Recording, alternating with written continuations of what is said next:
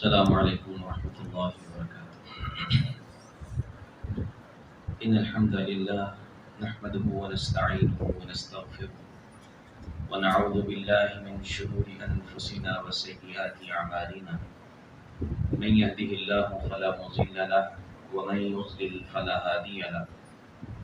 وأشهد أن لا إله إلا الله وحده لا شريك له وأشهد أن محمدا عبده ورسوله.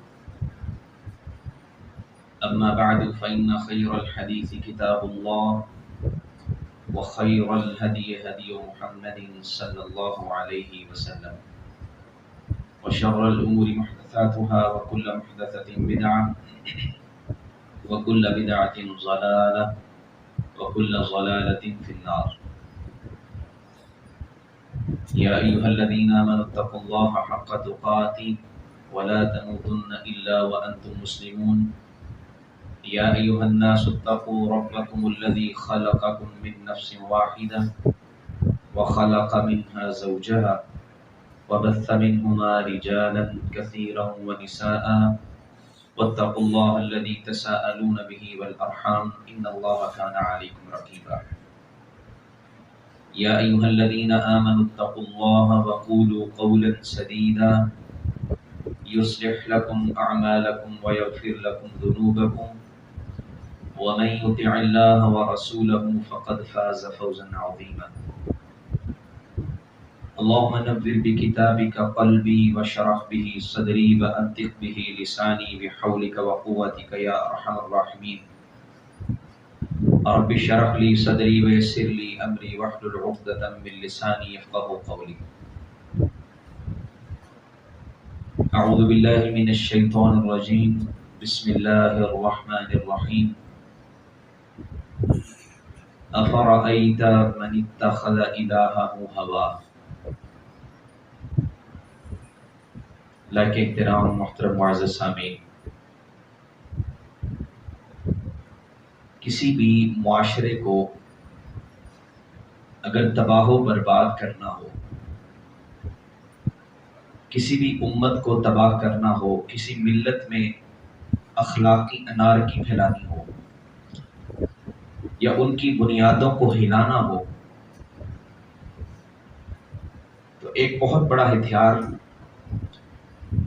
جو استعمال کیا جاتا ہے، جس سے کوئی بھی قوم ذلت و رسوائی سے دوچار ہو جاتی ہے. پہلے جتنی قومیں گزری ہیں، اگر تاریخ کو پڑھا جائے، تاریخ کا مطالعہ کیا جائے، تو ان کے اندر بھی یہی مسئلہ تھا. وہی ہتھیار استعمال کیا شیطان نے اور ان کو تباہ کر دیا، اور وہ ہتھیار ہے خواہش پرستی، خواہش کا غلام بنا دینا. اللہ رب العزت نے کیا فرمایا؟ جو آیت میں نے آپ کے سامنے پڑھی ہے، افرأیت من اتخذ الہہ ہوا. کچھ لوگ ایسے بھی ہوتے ہیں جو اپنے نفس کو، اپنی خواہش کو اپنا غلام بنا لیتے ہیں، اپنا جو ہے نا وہ معبود بنا لیتے ہیں. اور معبود کس کو کہتے ہیں؟ جس کی عبادت کی جائے. ہم سب اللہ کی عبادت کرتے ہیں، لیکن کچھ لوگ ایسے ہیں جو اپنی خواہش کو معبود بناتے ہیں. اس کا مطلب یہ ہے کہ جیسے ہم رب کی مانتے ہیں، جو اللہ نے کہا وہ مانا. کچھ لوگ ایسے بھی ہوتے ہیں جو دل میں آیا، جو خواہش ہے یہ وہی کریں گے. دین کا پتہ نہیں، شریعت کے احکامات کا پاس نہیں رہتا، پھر انسان سے اس کی شرم چھین لی جاتی ہے، حیا ختم ہو جاتی ہے، اس کے اندر جو دینی غیرت ہوتی ہے، دینی حمیت ہوتی ہے، وہ ساری ختم ہو جاتی ہے جب انسان اپنی خواہش کا غلام بن جاتا ہے اور اپنی خواہش کو معبود بنا لیتا ہے. تو اللہ رب العزت فرما رہے ہیں کئی لوگ ایسے ہوتے ہیں، اور یہ ہتھیار استعمال کر کے لوگوں کو ایک تو آسانی ہو جاتی ہے شیطان کے لیے. لوگ اس لیے لگے ہوئے ہیں کہ دل تو مان رہا ہے نا، دل خوش ہے، اچھا ہی کر رہا ہوں، لیکن شیطان کو تو پتا ہے یہ کام غلط ہو رہا ہے، وہ ریلیکس ہو گیا. اب یہ نہیں ہے کہ بندہ کچھ کر نہیں رہا، کر وہ ضرور رہا ہوتا ہے، لیکن وہ طریقہ غلط ہوتا ہے.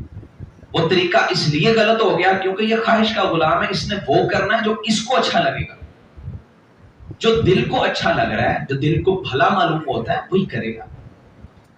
اللہ کیا کہہ رہا ہے، رسول کیا کہہ رہا ہے، اس کی طرف توجہ نہیں رہتی. دیکھیں کسی کو دین سے پھیرنا بڑا مشکل ہے. اب کسی عیسائی کو بھی کہنا اپنے دین سے پھر جا، نہیں پھرے گا. یہ یہاں کتنے لوگ کام کرنے والے آپ کو نظر آتے ہیں، آپ اسے کوئی پیسے کا بھی لالچ دیں لیکن وہ اپنے دین سے پھرنے والا کوئی نہیں ہے. کسی مسلمان کو آپ کسی عبادت کے بارے انکار نہیں کروا سکتے. ہلکے ایمان والا بھی کوئی ہے نا تو وہ انکار نہیں کرے گا، وہ مانتا ہے، دین میں مضبوط ہوتا ہے ہر بندہ. لیکن یہ کام بڑا آسان ہے، اسے خواہش کا غلام بنا دو. یہ جو غیرت ہے نا اس کے اندر دین کی، جس پہ کبھی مرتد نہیں ہوتا بندہ، جس سے وہ کبھی نکلتا نہیں، کبھی عبادت کا انکار نہیں کرتا، لیکن جب یہ خواہش کا غلام بنا، یہ آٹومیٹکلی ایسا کام کرے گا جس سے دین کا جو اصل چہرہ ہے وہ مسخ ہو جائے گا. اب اس کی غیرت وہاں مر جائے گی، پتہ ہی نہیں چلتا. دل کی تو مان رہا ہوتا ہے نا، اس کو لگ رہا ہے کہ میں سب ٹھیک کر رہا ہوں. نہ اللہ کے احکامات کی پرواہ ہے، نہ رسول اللہ صلی اللہ علیہ وسلم کے فرامین کی پرواہ رہتی ہے. سارا کچھ اپنی خواہش بن جاتی ہے، جو اچھا لگتا ہے یہ کیے جاتے ہیں. دین بگاڑ، اس کے لیے شیطان نے کیا کیا؟ ایسے لوگ پیدا کیے جنہوں نے دین کا اصل چہرہ بگاڑ دیا. ایسے علماء پیدا کیے، علماء تیار کیے. علماء تو کہنے نہیں چاہیے، ایسے لوگ نام نہاد علماء کہہ رہے ہیں آپ. ایسے نام نہاد علماء کو پیدا کیا کہ جن کے پاس لوگ اپنا جو ہے نا قبلہ درست کرنے جاتے ہیں، جن کا خود ہی قبلہ درست نہیں ہے. اب اسے کچھ مثالوں سے آپ بات سمجھیں. دیکھیں نماز ہے نا، ایک شخص نے ساری زندگی نماز نہیں پڑھی، کو 50 60 70 سال کی زندگی گزاری اس نے، اور اس پہ بدبختی کی اتنی انتہا رہی کہ یہ 5 وقت رب کے سامنے کھڑا نہیں ہو سکا.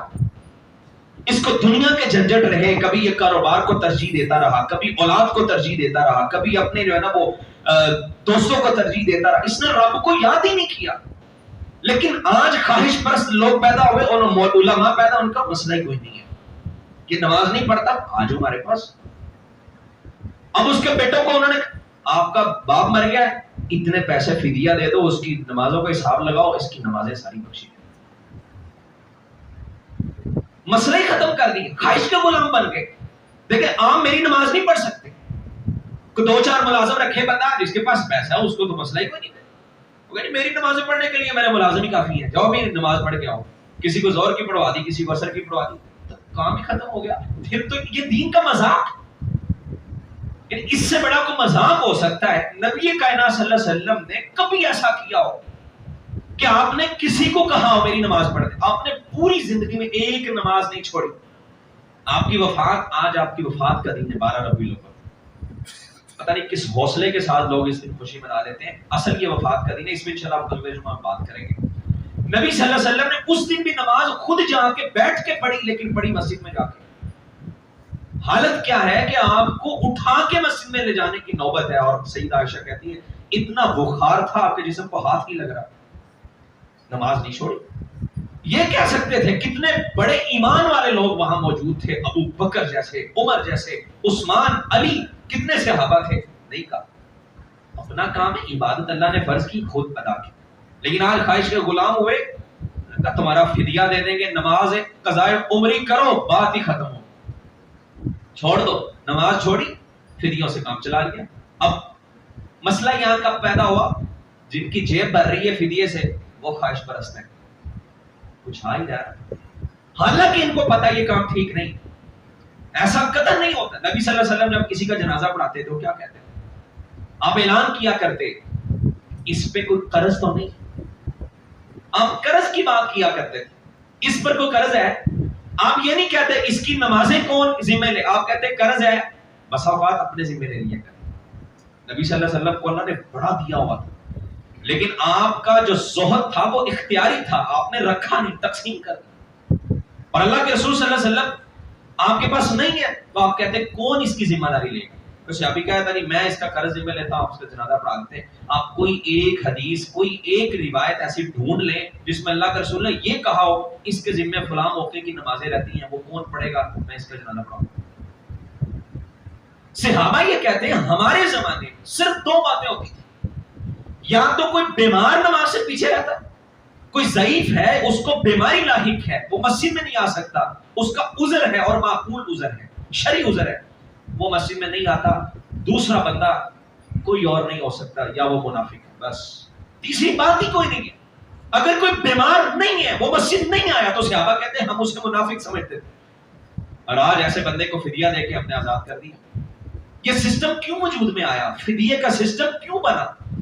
ایسے علماء کیوں آئے اور لوگوں نے مانا کیوں؟ حالانکہ کوئی بھی شخص جس کو تھوڑی سی عقل ہے نا، وہ کبھی یہ سسٹم کو نہیں مان سکتا بھائی فدیہ کیا، یہ کیسے ہر روزوں کا فدیہ؟ وہ تو اللہ نے قرآن میں کہا کہ فدیہ دے دو، نماز کے لیے نہیں کہا۔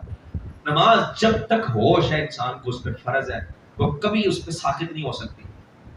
بندہ بے ہوش ہو گیا ہے، پتہ ہی نہیں ہے، اس کے لیے نماز نہیں ہے۔ جیسے وہ ہوش میں آئے گا، اسے کوئی ایسا انجیکشن دے دیا، کوئی آپریشن ہونا ہے، کوئی 2-4 گھنٹے لگے، دل لگ گیا، یہ جیسے ہوش میں آیا اپنی نمازیں دہرائے گا، اس میں نماز ختم نہیں ہوگی۔ نماز کی طرف بات چلی گئی ہے۔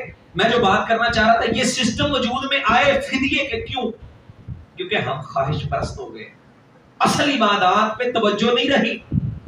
پھر ابکری جیسے وظائف وجود میں کیوں آئے؟ بھئی فلاں کر لو کام ہو جائے گا، فلاں کر لو کام ہو، محبوب قدموں میں آ جائے گا، امتحان میں پاس ہو جاؤ گے، ساس کو اپنے کنٹرول میں کر لو، سسر کو کنٹرول میں کر لو، خامد کو کنٹرول میں کر لو۔ عورتیں اس وظیفوں پر آج بھی پڑھ رہی ہیں، اور ہر کسی کو پتا ہوتا ہے کیوں؟ اصل اذکار سے توجہ ہٹ گئی۔ صبح شام کے اذکار کا اچھا بلا جو ہے نا، وہ انسان کو توجہ کرنی پڑتی ہے۔ اذکار کرنے ہیں تو پھر نماز بھی پڑھنی پڑے گی، ظاہر سی بات ہے۔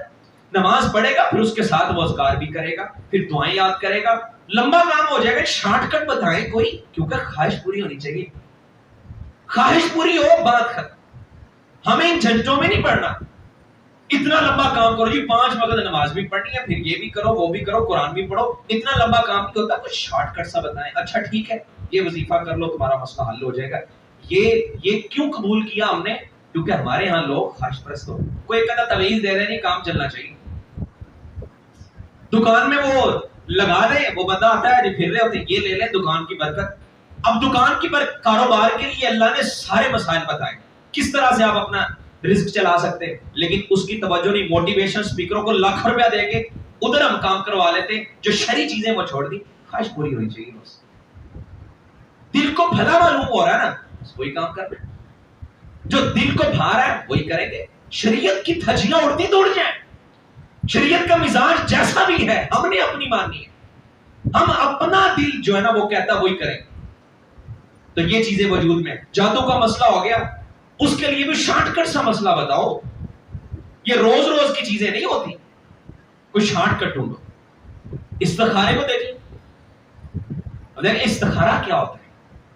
بڑی کمال کی چیز ہے استخارہ، اور بڑی زبردست چیز ہے۔ اللہ کے رسول صلی اللہ علیہ وسلم، صحابہ کہتے ہیں ہمیں ایسے سکھاتے جیسے قرآن کی سورت سکھاتے ہیں، اتنی اہم چیز ہے۔ کتنے لوگ جن کو استخارے کا پتہ ہی نہیں ہے، یعنی کوئی کام کرنے لگے ہیں، میں فلاں کاروبار کر لوں، فلاں کاروبار میں اس طرح کا کام کر لوں، میں شادی کرنے لگا ہوں، میں اپنی بیٹی کی شادی کرنے لگا ہوں، میں خود کی شادی کرنا، استخارہ کروں، اللہ سے خیر طلب کروں۔ اس کی دعا کیا؟ اللہم انی استخیرک، اللہ میں خیر طلب کروں۔ یہ متکلم کا صیغہ ہے۔ عربی اگر آپ کو تھوڑی بہت بھی آتی ہے نا، عربی کے اندر یہ متکلم میں، اب میں کا لفظ جہاں پہ اللہ میں خیر طلب کرتا ہوں، تو میں کروں گا اپنے لیے کروں گا نا، میں کسی اور کے لیے، یہ الفاظ ہی میرے لیے، کسی اور کے لیے ہو نہیں سکتے۔ میں کہتا ہوں جی مثلا لیاقت صاحب ہیں یا قاری فردوس صاحب مجھے کہتے ہیں کر سے استخارہ کر دیں، الفاظ ہی ہیں، اللہم انی استخیر، اللہ میں خیر طلب کرتا ہوں، تو اس میں لیاقت صاحب کہاں سے آ گئے؟ یا کوئی علی عمر دوسرا کون کہاں سے آ گئے؟ میں ہوں بس۔ استخارہ سینٹر کھلے ٹی وی پہ لوگ بیٹھے استخارہ کرنے کے، بیٹھے ہوئے بہروپیے بیٹھے ہیں وہاں پہ، کہتے ہیں آؤ استخارہ کروا کے جاؤ۔ آپ کے اکثر لوگوں نے میں استخارہ کروایا جی، وہ آیا اس میں میرے استخارے میں، اچھا کس سے کروایا تھا، کیسے کیا تھا، طریقہ پتہ ہی نہیں، وہ میں نے تو فلاں سے کروایا۔ فلاں سے کیسے ہو گیا؟ آپ نے کرنا ہے۔ میرے پاس اتنا وقت نہیں ہے کہ میں دعا یاد کر لوں، میرے پاس اتنا وقت نہیں میں اس کا طریقہ سیکھ لوں، میں کسی کو پکڑوں گا، یہ خواہش پرستی ہے۔ جو دین کا اصل مزاج تھا اس کا چہرہ مسخ کر دیا، اس کو بگاڑ دیا اور اپنی چیزیں لا کے لانچ کر دی، یہ کام کر لو سارا کچھ ہی ختم ہو جائے گا۔ ساری زندگی ایک بندہ جو ہے نا نماز کی پرواہ، روزہ خور بھی ہے اور عبادات سے بھی اس کا منہ موڑا ہوا ہے، سالانہ چندہ جمع کراؤ پیر صاحب کے دربار میں، تمہاری ساری ضرورتیں بھی ختم ہو گئی، تمہیں آخرت میں بھی ہم خود ہی آسام لگا لیں گے، تمہیں کس بات کی پریشانی؟ ہمارا ہاتھ پکڑ لو نا، بس بات ختم، ہمارے جھنڈے کے نیچے آ جاؤ گے۔ یہ خواہش پرستی کس طرح کا سسٹم ہے جو بشتی دروازہ میں جنت کے لیے کتنا کچھ کرنا پڑتا ہے۔ قرآن مجید میں اللہ نے نبی صلی اللہ علیہ وسلم نے بلکہ یہ بات بیان فرمائی ہے، فرمایا حفت النار بالشہوات، اللہ نے جہنم کو شہوات سے ڈھانپ دیا ہے۔ یہ جہنم کا راستہ بڑا آسان ہے، یہ خواہش پرستی ذرا سمجھیے گا۔ یہ جہنم کی طرف آپ نے جانا ہے تو آپ خواہش کے غلام بن جائیں، دل کر رہا شراب پی لیں، یہ جہنم کا راستہ ہے، مزہ آئے گا۔ دل کرتا کہ آج کوئی غلط کام کر لوں، دل کرتا کوئی ہیرا پھیری کر کے زیادہ پیسہ کما لوں، پیسہ آ رہا ہے، مزہ لطف آ رہا ہے، زندگی گزارنے کا جو ہے نا وہ زیادہ مزہ آئے گا یہ کام کرنے سے۔ یہ جہنم کا راستہ بڑا ہی آسان ہے بھائی، نماز کے وقت دکان کھولو گے تو دکان پہ کام کم ہو جائے گا، نہ کھولو کوئی مسئلہ نہیں، جھوٹ بول کے بیچ دو کوئی بات نہیں، یہ کتنا آسان راستہ۔ خواہش کے غلام بنے ہم، لیکن جنت کے بارے کیا کہا؟ حفت الجنت بالمکارہ، جنت کو تو اللہ نے یہ طبیعت کو نہ ماننے والی چیزیں بھی اس میں آتی ہیں، اللہ نے مکارے مشکلات سے ڈھانپ دیا ہے۔ کبھی کبھی آپ کو بڑی مشکل ہوگی، یہ کام خواہش نہیں ہو رہی، دل نہیں مان رہا، لیکن کرنا پڑے۔ 1 کروڑ روپے میں اور 2.5 لاکھ روپے زکات نکالے نا، دل مانے گا۔ اگر دل خراب ہوا، آپ خواہش کے غلام ہوئے تو دل کہے گا نا یہ 1.5 لاکھ روپے تم دے رہے ہو۔ یہ انقلاب اللہ کے رسول لے کے آئے تھے کہ پیسہ کسی اور کا ہے لیکن خرچ آپ کی مرضی سے ہو رہا ہے، یہ تھا اصل انقلاب۔ اور یہ جنت کا راستہ ہے اور تھوڑا سا مشکل لگتا ہے یار یہ کیسے ہوگا، مجھے 5 وقت مسجد میں جانا پڑے گا، گرمی سردی میں بھی جانا پڑے گا، میں بیمار بھی ہوں تو نماز پڑھنی پڑے گی، روزہ صبح سے شام تک بھوکا رہنا پڑے گا۔ یہ جنت کا راستہ تھوڑا سا مشکل ہے، یہاں خواہش کو کبھی کچلنا پڑے گا، دل کر رہا ہے کہ میں سویا رہوں لیکن رب کی پکار ہے اٹھ جاؤ، اٹھنا پڑے گا۔ دل کرتا ہے کہ نہیں میں یہ کام نہیں کر سکتا لیکن رب جب بلا رہا ہے تو جانا پڑے گا۔ جنت کا راستہ اللہ نے ذرا مشکل، ہم نے کہا آسان ہے، پریشانی کی بات ہی کوئی نہیں، وہ پاک پتن جاؤ بشتی دروازے سے گزرو، ٹینشن ہی ختم، تم جنتی ہو گئے۔ لوجک کی کوئی نہیں ہے، کچھ بھی نہیں ہے اس کے پیچھے، کوئی عقل نہیں مان سکتی اس بات کو، اور شریعت میں تو ایسا کچھ ہے ہی نہیں نا۔ نبی صلی اللہ علیہ وسلم صحابہ سے کہتے ہیں اور تمہیں پریشانیوں کی کیا ضرورت ہے، تم نے میرے پیچھے سے کیوں اپنی نمازیں جو ہے نا اتنی روٹینیں بنانی ہیں، اور چپ کر کے یہ دروازہ میں بنا دیتا ہوں، تم ادھر سے گزر جانا، جنت جنت تمہارے لیے سب۔ آپ نے کہا یہ مسجد نبوی اور میرے گھر کے درمیان یہ جو ٹکڑا ہے نا، روضۃ من ریاض الجنہ، یہ جنت کا حصہ ہے، لیکن کسی صحابی نے اس کو وہاں پہ جا کے کھڑے ہو کے یہ نہیں کہا میں ادھر سے گزروں گا تو جنتی ہو جاؤں۔ خواہش کے غلام بنے، لوگوں کو کہاں لگا دیا، یعنی تمہیں مسئلہ ہی نہیں ہے، جنت لینی ادھر چلے جاؤ۔ اور پھر وہی میں نے بات کی نا، نام نہاد علماء، وہ بیٹھ کے پورے دلائل دے رہے ہوتے ہیں سوشل میڈیا پہ، بھائی مولوی صاحب دلائل دے رہے ہیں، تروڑ مروڑ کے بیچارے بڑی کوشش کی اس نے بات کو بنانے کی، لیکن بات بنی نہیں۔ وہ بڑے اعتراض کرتے ہیں بشتی دروازہ بشتی دروازہ بشتی دروازہ نکالی، دیکھیں جہاں ولی مر گیا ولی کی قبر جنت ہے، اللہ کے رسول کی قبر بھی جنت ہے، وہ بھی جنت ہے، جنت کا دروازہ دوری ثابت ہو۔ وہ ایسے ہی نا، وہ 40ویں کی دلیل دے رہا، وہ مدینے میں 40 لوگ ہوئے، پھر وہ 40 تھا، پھر 40ویں دن پہ جو ہے نا وہ آدم علیہ السلام کی مٹی کو 40 دن تک بارش برسی، یہ دلیل ہے، یہ عقل ماری گئی ہماری، ہم ایسی دلیل۔ میں نے کہا اس کو کوئی یہ بھی بتا تھا کہ 40 بابا چور بھی ایک ہے، وہ دلیل بھی 40ویں کی دے دو، بن سکتی ہے، اگر وہ بن سکتی ہیں تو یہ بھی بن سکتی ہے۔ یہ تو ایک مضحکہ خیز دلائل اس نے دیے، اور وہی دلیل ہے۔ اس طرح تو پھر ہر قبرستان میں جنتی دروازہ ہونا چاہیے، کیا بابا فرید کے علاوہ کوئی بندہ جنتی نہیں ہے؟ باقی سارے جنمی ہیں نعوذ باللہ، کسی پہ فیصلہ نہیں ہم کر سکتے، کسی بندے کو آپ نام لے کے اور اس کو یہ نہیں کہہ سکتے یہ بندہ کنفرم جنتی ہے، یہ رب کے معاملات۔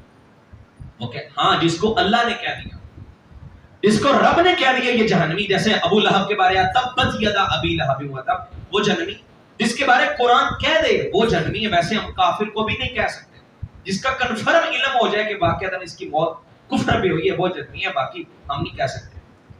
تو پھر وہ ایک دروازہ کیوں؟ پھر ہر قبرستان میں دروازے بناؤ.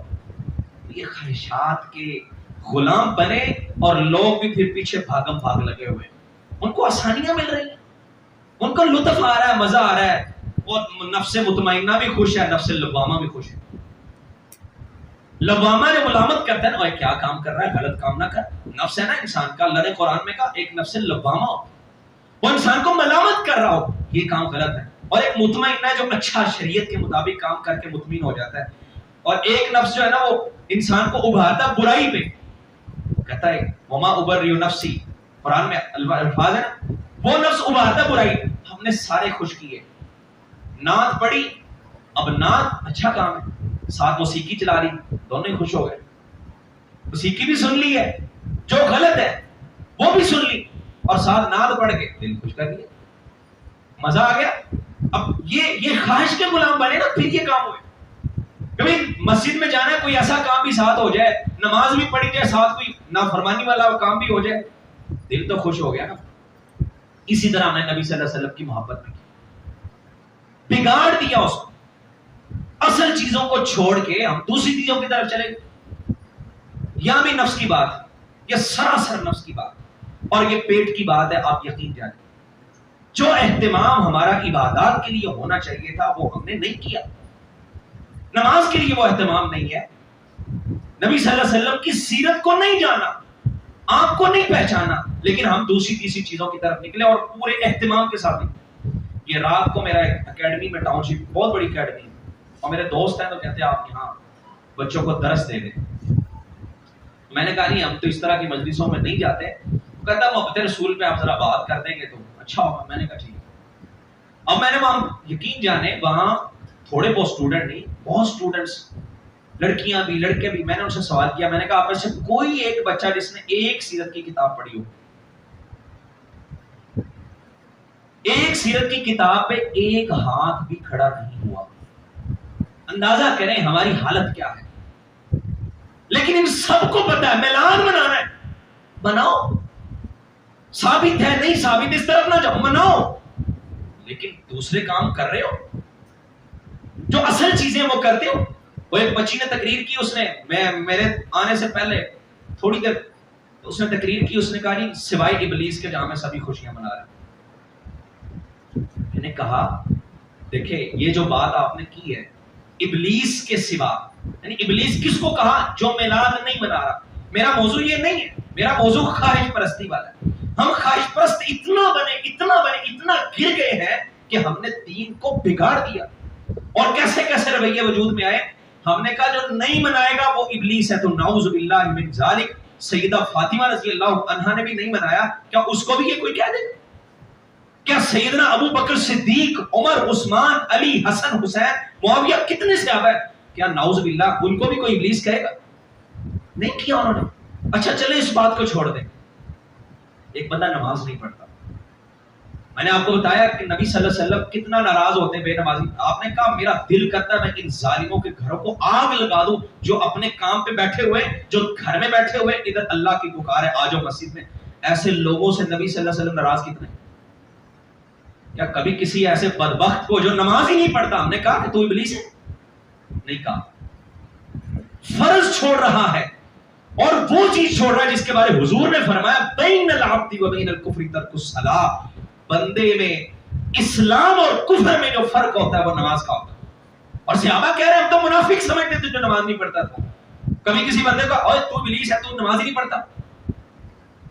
کبھی کسی ایسے شخص کو جس کی شلوار ٹخنوں سے نیچے ہوتی ہے, ہم نے کبھی اسے کہا تو ابلیس ہے. نبی صلی اللہ علیہ وسلم نے منع کیا اس کام سے.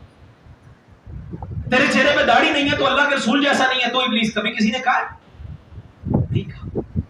یہ عبادات ہیں, یہ فرائض ہیں. آپ میلاد کی بات کریں نا, سوائے جہاں میں سبھی خوشیاں منا رہے ہیں, جتنا مرضی اس پہ آپ سر توڑ کوشش کر لیں, زیادہ سے زیادہ کو مستحب ہی نکالے گا نا.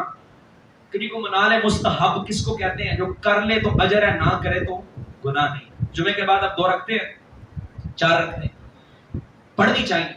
روٹین میں ان کو چھوڑنا نہیں چاہیے. اگر کوئی نہیں پڑھتا گناہگار نہیں.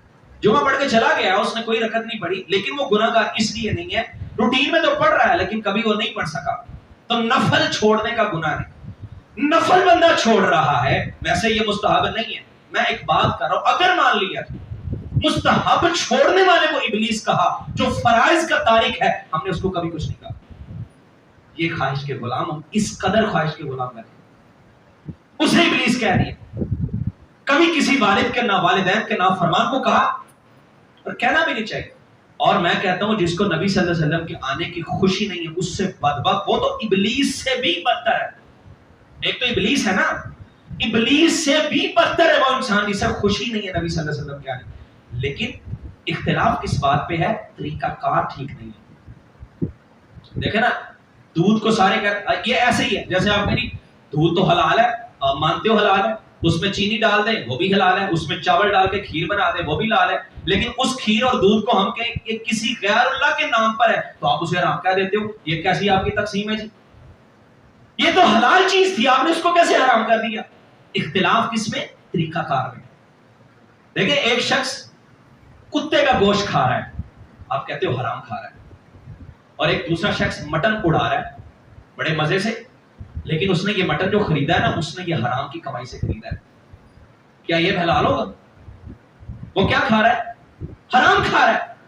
یعنی اس کا جو طریقہ کار تھا نا، جس طریقے سے وہ یہ چیز لے کے آیا وہ غلط ہے، حرام کھا رہا ہے.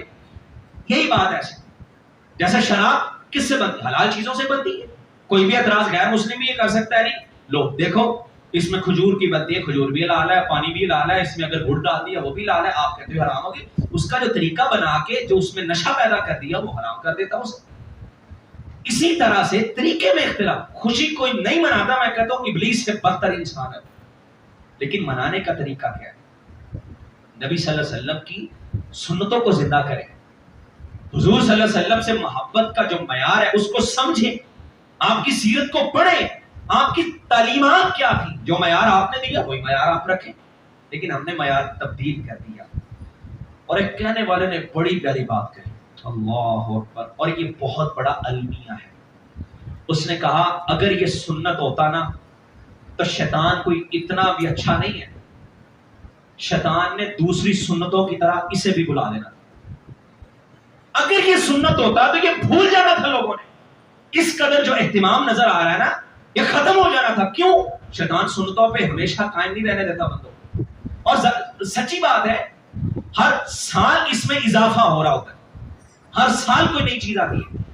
ہمارے علاقے میں ڈبی بازار میں لوگوں نے لکھ کے یہ لگایا ہوا ہے کہ اس میلاد پہ دھمال ڈالی جائے گی. وہی بات، نفس دونوں ہی خوش ہو گئے. نفس مطمئنہ بھی راضی ہے کہ چلو ایک اچھا کام کر رہے ہیں، اور دوسرا نفس بھی راضی ہے جو ملامت کرنے والا نہیں، کوئی آپ آدمی تھوڑی بہت چیز اس میں آ رہی ہے، دونوں خوش ہو. اور پھر مشل بردار جلوس نکلنے شروع ہو گئے، اور اب تو 2 رکعتیں بھی پڑھنی شروع کر دی ہیں. اور تیسری بات جو میں آپ کو بتاؤں، جو دین میں ایک بہت بڑا مذاق ہے دین سے، کتب کے اندر جو اسلامیات کی کتابیں باقاعدہ طور پہ یہ شامل کر دیا گیا کہ اسلام میں 3 عیدیں ہیں، جبکہ نبی صلی اللہ علیہ وسلم 2 دیکھیں گے. تو بات کرنے کا مقصد یہ کہ ہم خواہش کے غلام ایسے بنے کہ ہم نے اصل چیزوں کو چھوڑ. میں کہتا ہوں ایک بندہ سارا سال سنتوں پہ عمل کرتا ہے، سب کچھ کرتا ہے، وہ منا رہا ہے، اسے کہ منا بھائی بہت اچھا ہے، تو سب کچھ کر رہا ہے. ایک نے نماز ہی کبھی نہیں پڑھی، نبی صلی اللہ علیہ وسلم کی سنت کو سمجھا ہی نہیں ہے، وہ کہتا بس یہ معیار ہے، وہ چٹیوں والوں کا بھلا ہو، اس کا بھلا ہو، جس نے لائٹیں ایجاد کی ہیں وہ دے دیتا ہے، چلو محبت کا ثبوت ہو گیا. اور واللہ لوگ کہہ رہے ہوتے ہیں، کہتے اس گھر میں لائٹنگ نہیں ہوئی، یہ لوگ گستاخ ہیں، ان کو محبت ہی نہیں ہے. حالانکہ وہ بیچارہ سارا سال نبی صلی اللہ علیہ وسلم سے محبت کا ثبوت دیتا رہا، بس اس نے یہ کام نہیں کیا، ہم نے کہا یہ محب نہیں ہے.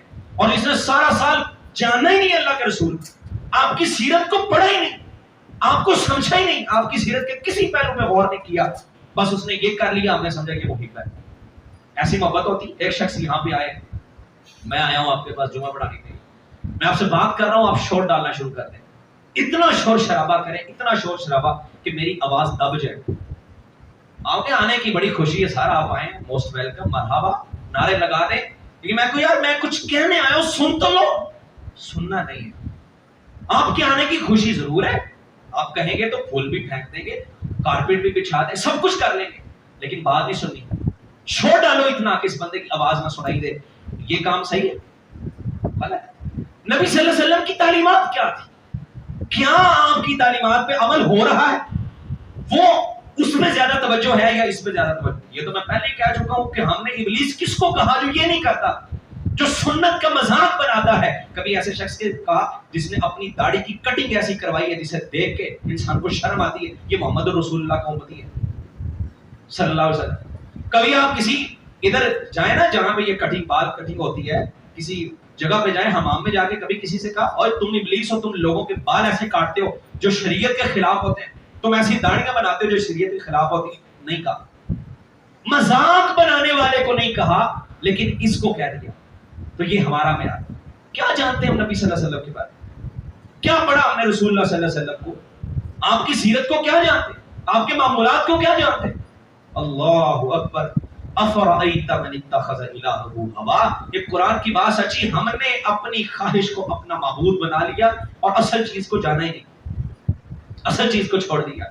آپ جانتے ہیں نبی صلی اللہ علیہ وسلم کیسے سوتے تھے، کیسے جاگتے تھے؟ پچھلے جمعہ میں نے بات کی تھی نا کہ آپ کو اگر کہا جائے کہ ایک دن اپنے رسول جیسا گزارو تو کیا رہو گے؟ نہیں گزار سکتے، پتہ ہی نہیں ہے. ہم نے سیرت کو پڑھا ہی نہیں، ہم نے جانا ہی نہیں، ہم نے نبی صلی اللہ علیہ وسلم کے بارے معلومات لی نہیں ہے. دوسری تیسری شخصیات کے بارے میں پتا ہوگا لیکن آپ کے بارے میں پتا نہیں. تو اس سال یہ کریں، ایسے منائیں خوشی. نبی صلی اللہ علیہ وسلم جیسے مناتے تھے ویسے بھی منائیں. آپ کیا کرتے ہیں؟ پیر کے دن کا روزہ رکھتے. اور کسی نے پوچھا کہ آپ روزہ کیوں رکھتے؟ آپ نے کہا میں اس دن پیدا ہوا.